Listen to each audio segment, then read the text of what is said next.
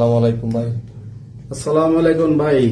কোথা থেকে আসছেন, কেমন আছেন এখন, কি সমস্যা? ভাই আমি আসছি এলো মধ্যবাড্ডা, আমার বাসা জি। মধ্যবাড্ডা। তো বিগত আজকে প্রায় 1.5 বছর যাবত আমি ফিস্টুলায় ভুগতেছি। হুম। তো অনেক ওষুধ খাইছি ভাই, এই অনলাইনের ওষুধ খাইয়া অনেক টাকা পয়সা নষ্ট করছি আমি ভাই, কোনোভাবেই সুস্থ হইনি। তো আল্লাহর কাছে কান্দাকাটি করছি যে আল্লাহ আমার একটা ব্যবস্থা করে দাও।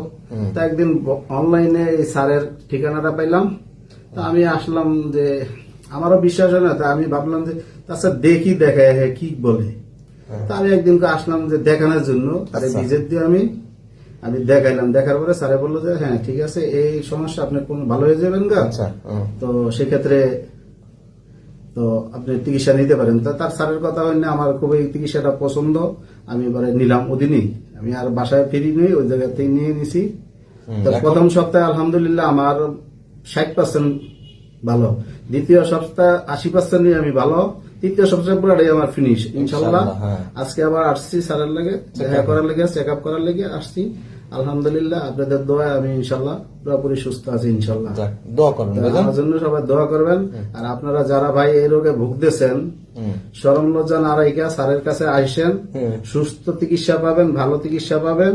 পয়সা করি অযথা এক জায়গায় কোনো টাকা পয়সা নষ্ট করেন না, নষ্ট করিয়া লাস্টে আবার ওই স্যারের কাছে